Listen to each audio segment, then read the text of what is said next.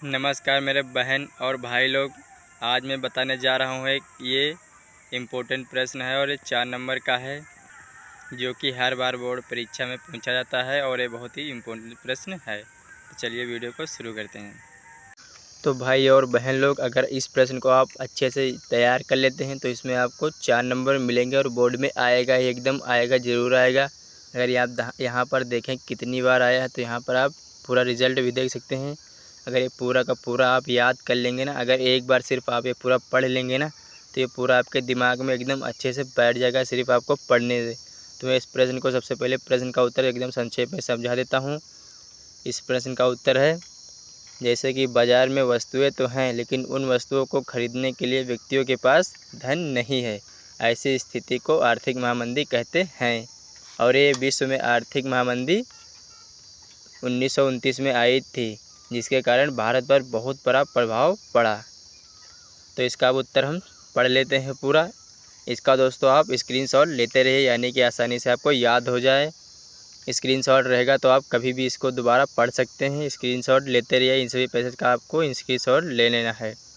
तो चलिए सबसे पहले हम इसका उत्तर पढ़ लेते हैं। जब बाज़ार में वस्तुएं तो उपलब्ध होती हैं, लेकिन उन वस्तुओं को खरीदने के लिए व्यक्तियों के पास कोई धन नहीं होता है, ऐसी स्थिति को आर्थिक महामंदी कहते हैं। विश्व में आर्थिक महामंदी 1929 में आई थी और इस महामंदी के प्रभाव से भारत भी नहीं बच सका, यानी कि भारत भी नहीं बच सका और कहीं भी आई है। तो इसके प्रभाव हम पढ़ लेते हैं। इसके 5 प्रभाव हम बता रहे हैं आपको। यहाँ से आपको या 3 से 4 यहाँ से आपको याद कर लेने हैं, तैयार कर लेने हैं। पहला प्रभाव है वो जो कि है आयात निर्यात घट गया। दूसरा है वस्तुओं का मूल्य गिर गया। तीसरा है किसानों और काश्तकारों पर प्रभाव। चौथा है बंगाल के जूट उत्पादकों पर प्रभाव। चौथा है कीमती धातुओं का निर्यात। तो हम सबसे पहले नंबर 1 का उत्तर पढ़ लेते हैं। आयात निर्यात घट गया, इसका उत्तर हम पढ़ते हैं। औपनिवेशिक भारत कृषि वस्तुओं का निर्यात और तैयार मालों का आयातक बन चुका था। महामंदी ने भारतीय व्यापार को फौरन प्रभावित किया। 1928 से 1934 के बीच देश के आयात निर्यात घटकर लगभग आधे रह गए। नंबर 2 है वस्तुओं का मूल्य गिर गया। जब अंतर्राष्ट्रीय बाजार में कीमत गिरने लगी तो यहाँ भी कीमतें नीचे आ गईं। 1928 से 1934 के बीच भारत में गेहूं की कीमत लगभग आधी रह गई। तीसरा है किसानों और काश्तकारों पर प्रभाव। उत्तर है शहरी निवासियों के मुकाबले किसानों और काश्तकारों को ज़्यादा नुकसान हुआ। यद्यपि कृषि उत्पादकों की जिम्मेदारी नीचे गिरी, लेकिन सरकार ने लगभग वसूली में छूट देने से साफ इनकार कर दिया। सबसे बुरी मार उन किसानों पर पड़ी जो विश्व बाजार के लिए उपज पैदा करते थे। इन सभी पैसेज का दोस्तों आप स्क्रीनशॉट लेते रहिए।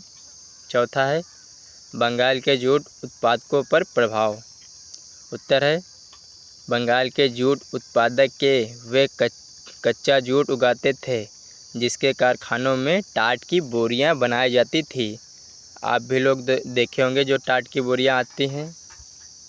जब टाट का निर्यात बंद हो गया तो कच्चे जूट की कीमतों में 60% से भी ज़्यादा गिरावट आ गई। इन किसानों ने सोचा कि आने वाले समय में हालात सुधर जाएंगे और इन्होंने कच्चा जूट लगाने के लिए कर्ज लिया, लेकिन यह स्थिति सुधरी नहीं और वह कर्जे में डूबते चले गए। 5 नंबर है कीमती धातुओं का निर्यात। उत्तर इसका है महामंदी के दौर में भारत से कीमती धातुएं सोना, चांदी, हीरे, जवाहरात, मोती आदि विदेशों खासकर ब्रिटेन को निर्यात होने लगी। इन बहुकीमती वस्तुओं में सोना का स्थान विशेष था। इस विषय में प्रसिद्ध अर्थशास्त्री कीन्स का मानना था कि भारतीय सोने के निर्यात से भी वैश्विक अर्थव्यवस्था को पुनर्जीवित करने में पर्याप्त सहायता मिली थी। तो दोस्तों इतना ही है। अगर मेरे पढ़ाने से आपको समझ नहीं आया है तो दोस्त इसे आपको स्क्रीनशॉट ले लेना है और अपने मन से आपको पढ़ लेना है। तो मेरे भाई और बहन लोग, मैं इसी तरीके से एकदम इम्पोर्टेंट प्रश्न लाता रहता हूँ, क्योंकि मैं भी कभी इस बोर्ड परीक्षा को दे चुका हूँ बोर्ड में।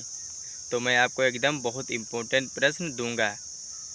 मैं सुधारता हूँ अपने आप को कि मैं आपको ऐसे कुछ समझा सकूँ, क्योंकि मैं अभी छोटा हूँ, आपको इतना ज़्यादा समझा नहीं पाता हूँ। आप स्क्रीनशॉट लेते रहिए और समझते रहिए।